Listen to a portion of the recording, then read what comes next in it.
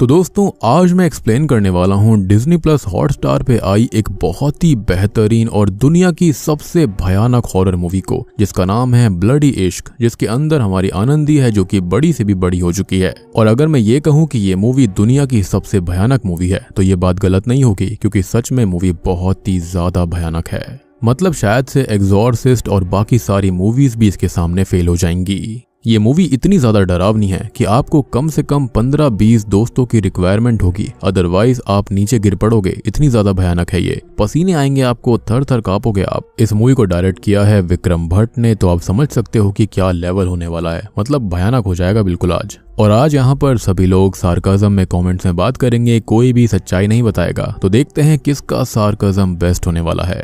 और मैंने हाल ही में ही एक्सप्लेन किया एक बहुत ही बेहतरीन मूवी को, सच्ची घटना पर आधारित को, और ये बिल्कुल सच्ची बात है, जिसका नाम है द गोट लाइफ। अगर आपने उस मूवी को नहीं देखा है जाकर देख लेना, उसका लिंक आपको नीचे डिस्क्रिप्शन पिन कमेंट में मिलेगा। बिल्कुल भी डिसअपॉइंटमेंट आपको नहीं होगी। तो चलिए अब बिना किसी देरी के चलते हैं सीधा वीडियो की तरफ।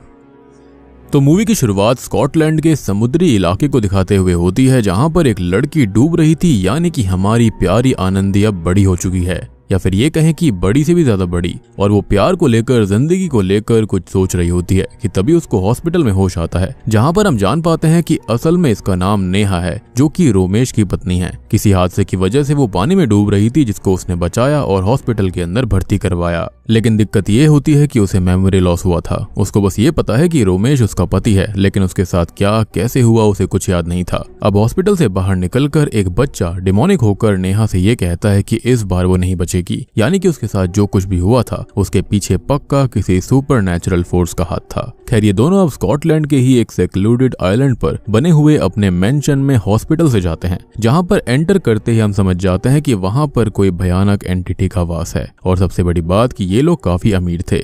अब बात करी जाए नेहा के बारे में, तो स्कॉटलैंड वो इंडिया से पढ़ने आई थी, जिसके चलते उसे रोमेश से प्यार हो गया था और फिर उनकी शादी हो गई। अब नेहा काफी सारी बातें याद करने की कोशिश करती है, लेकिन अल्टीमेटली रोमांस करके वो फील करती है कि प्यार की ताकत बहुत बड़ी है। उसको रोमेश और उसके प्यार पे डाउट नहीं करना चाहिए था। वो सोचती है कि उसे एक नई सिरे से शुरुआत करनी चाहिए। तभी रात को इस घर के अंदर की एंट्रेंस के सारे कांच टूट जाते हैं, जिसको देखकर रोमेश की हालत खराब हो जाती है। लेकिन वो ऐसा दिखाता है कि यहाँ पर काम करवाना बाकी है और वर्कर्स ये काम जल्दी कंप्लीट कर देंगे। लेकिन ये रोमांस और ये सारी चीजें ज्यादा देर तक नहीं टिक पाती। रीजन ये है कि घर के अंदर किसी लड़की के रोमांस करने की आवाज आती रहती है, परछाइयां दिखती हैं, कोई नेहा को ढप्पा करके भाग जाता है और बार बार कुछ चीजें एक बुक शेल्फ के नीचे चली जाया करती थी, लेकिन कहाँ ये पता नहीं चलता, जिससे नेहा को समझ में आता है कि ये जगह हॉन्टेड है। लेकिन रोमेश का कहना था कि ऐसा कुछ भी नहीं है, और रोमेश यहाँ सेक्लूडेड आइलैंड के बारे में बताता है कि यहाँ पर फोन के सिग्नल्स नहीं आते, no wifi, no internet, nothing, total isolation from everyone. अब मेंशन के अंदर एक लिफ्ट भी होती है जो कि नीचे बेसमेंट और बोट रूम की तरफ जाती थी, जहां से आइलैंड से निकला जा सकता था। लेकिन ये जो लिफ्ट है वो फिलहाल काम नहीं करती, और ऐसा रोमेश का कहना था। वो बताता है कि उनका पहले बहुत ही बड़ा बिजनेस था, लेकिन लॉकडाउन में सब खत्म हो गया। और तब नेहा ने ही मेमोरी लॉस होने से पहले आइडिया दिया था कि इस जगह को एक एग्जॉटिक होटल में बदल दिया जाए, जिसके लिए वहां पर कुछ गोरे वर्कर्स को भी बुलाया जाता है, जो कि बहुत ही अजीब सा लग रहा था। और ये सारी चीजें भी नेहा को याद नहीं थी कि उसने ऐसा कुछ कहा भी था, लेकिन चलो वो ये भी मान लेती है।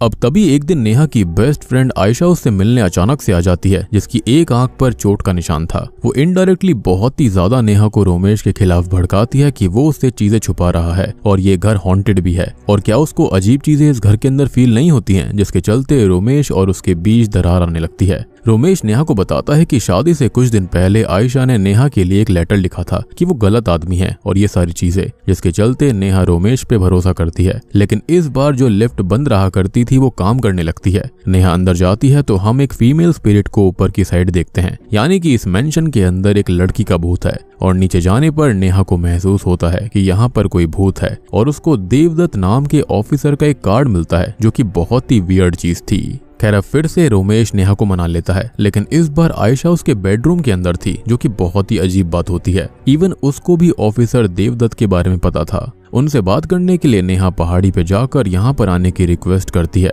बात करने पर उसको पता चलता है कि नेहा के फादर इन लॉ की मृत्यु के सिलसिले में वो मिले थे, और नेहा के मेन एक्सीडेंट से पहले उसका एक और छोटा सा एक्सीडेंट हुआ था, और तब भी वो उससे मिलने आया था।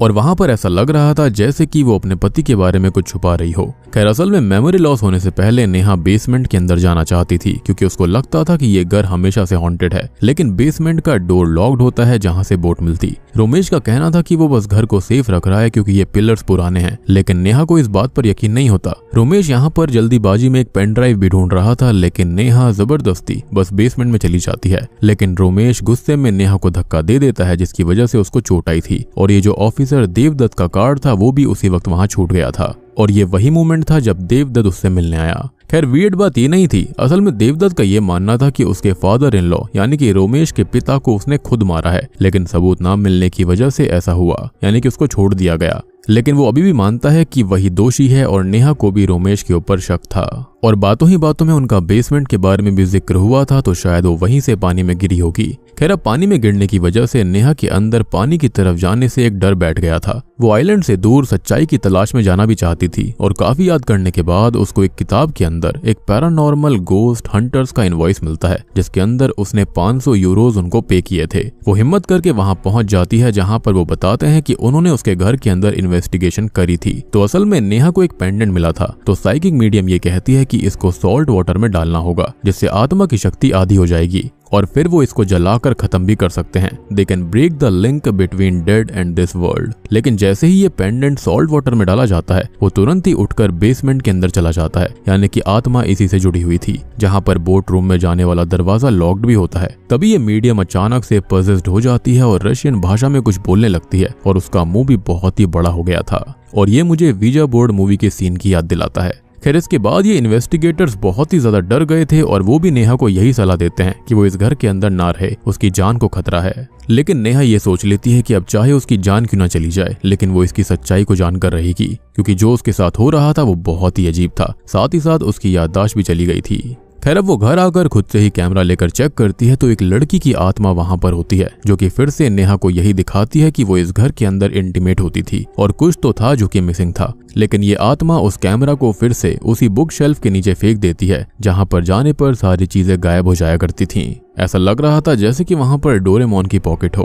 अब वहां पर काफी ज्यादा ढूंढने पर उससे कैमरा तो नहीं मिलता, लेकिन एक पेन ड्राइव मिल जाती है जिसको रोमेश काफी टाइम पहले ढूंढ रहा था, यानी कि नेहा के एक्सीडेंट से पहले। अब पेन ड्राइव चेक करने पर रोमेश ने एक वीडियो बनाई हुई थी जिसके अंदर उसको भी घर के अंदर एक लड़की की आत्मा दिखाई देती है, और वो डर जाता है, और अब तक वो झूठ बोल रहा था, सारी चीजें झुठला रहा था। नेहा अब रोमेश को फिर से कन्फ्रंट करती है, जहां पर वो ये बताता है कि नेहा की एक बहुत ही पुरानी फ्रेंड थी, और वो उससे मिली, उससे दोस्ती बढ़ाई और घर पर आई, लेकिन उसने नेहा की ड्रिंक को स्पाइक करके उसके साथ एक इंटीमेसी वाली वीडियो बना ली, और वही चीजें नेहा को ये आत्मा दिखाती है। असल में वो वीडियो को वायरल ना करने के लिए 50,000 पाउंड मांग रही थी, लेकिन उनका बिजनेस तो ठप पड़ चुका था। घर को भी रेनोवेट करने के पैसे नहीं थे, तो वो उसको पैसे कैसे देता, और ये सब उसका प्लान था। लेकिन हुआ ये कि रोमेश ने गलती से उसको खत्म कर दिया, और नीचे जो बोट रूम है वो लॉक्ड है, वहां पर उसकी ही लाश है, और उसकी ही आत्मा की वजह से नेहा पानी में गिरी थी, यानी कि ये घर उसी की आत्मा से हॉन्टेड है। नेहा ये सब सुनकर बहुत ही ज्यादा टूट जाती है कि रोमेश ने उसके लिए उससे झूठ कहा, जिससे वो एक जगह घूमने चले जाते हैं क्योंकि वो इस हॉन्टेड जगह पे नहीं रहना चाहती थी। लेकिन तभी एक और ट्विस्ट कहानी के अंदर आता है, जब असली आयशा यानी कि नेहा की असली बेस्ट फ्रेंड उससे मिलने आती है। जी हाँ, यानी कि अब तक जिस आयशा को हम देख रहे थे वो पता नहीं कौन ही थी,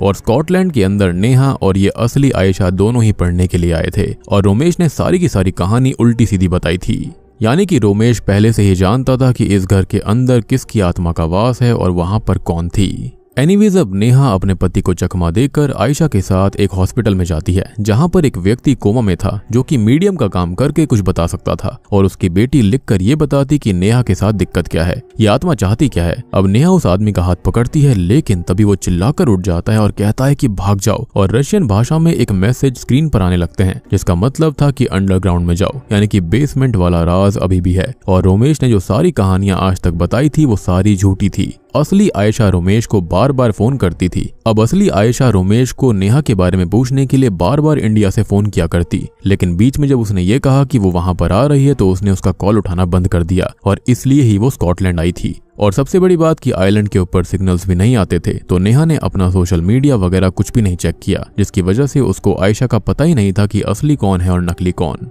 अब रोमेश फाइनली सारा सच बताता है। तो दोस्तों अब यहाँ पर खुलते हैं इस मूवी के असली पत्ते।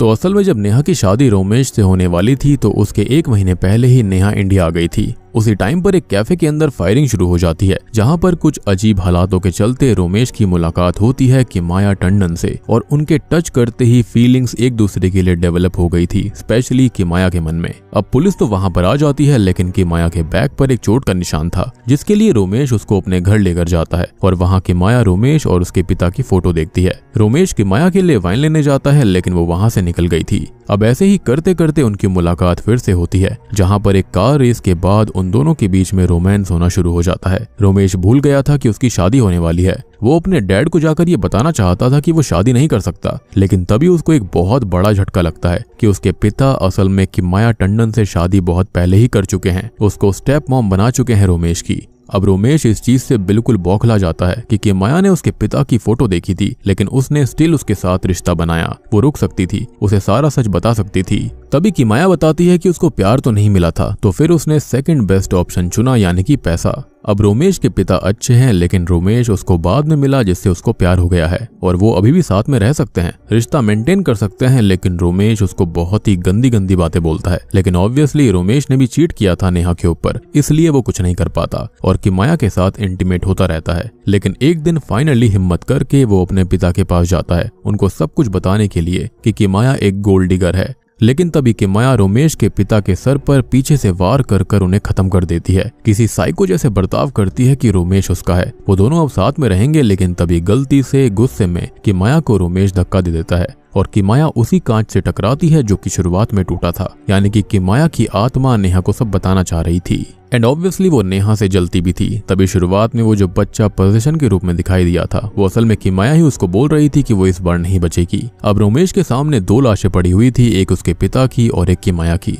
तो वो उनको बोट के जरिए ले जाता है और ब्लास्ट कर देता है, जिससे लगे कि हादसे में ये मौतें हुई हैं। लेकिन 2 गलतियां उससे हो गई थी। एक तो उसकी जैकेट वहीं बोट पर रह गई, जिससे कि देवदत्त को उस पर शक हुआ था, और दूसरा किमाया का जुनून बहुत भयानक था, बिल्कुल राज 1 वाली मूवी लड़की जैसा, क्योंकि वो ब्लास्ट होने के बाद भी वो बचकर रोमेश के पास आ जाती है। लेकिन रोमेश उसकी लाश को वहीं नीचे पानी में ही बांध देता है। उसको लगा कि जब मौका मिलेगा तो वो उसकी लाश को ठिकाने लगा देगा, लेकिन किमाया का लॉकेट वहीं रह गया था और उसके जरिए ही उसकी आत्मा यहाँ से जुड़ गई। उसी ने रोमेश को इस आइलैंड पर बांध कर रखा हुआ था और वो उसको कहीं नहीं जाने देती थी। उसने काफी कोशिश करी, लेकिन वो नहीं जा पाया। नेहा का एक्सीडेंट भी उसने ही किया था, क्योंकि नेहा उससे छुटकारा पाना चाहती थी।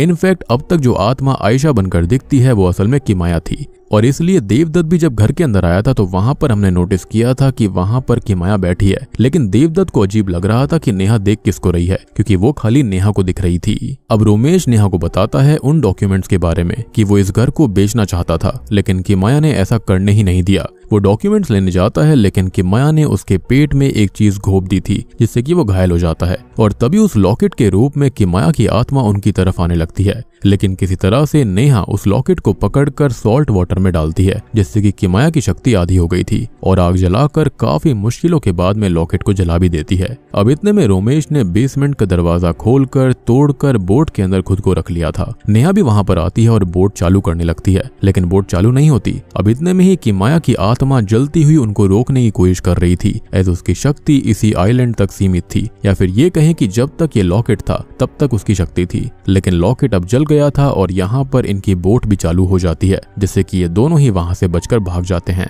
अब अंत में रोमेश ठीक हो जाता है, जो कि राज 1 मूवी के एंडिंग जैसा था। लेकिन इसकी एंडिंग जो है वो हैप्पी एंडिंग नहीं होती। नेहा उससे अलग हो जाती है, क्योंकि उसने उस पर चीट किया था, और जो कुछ नेहा ने अब तक झेला वो सारी गलती सिर्फ और सिर्फ रोमेश की थी।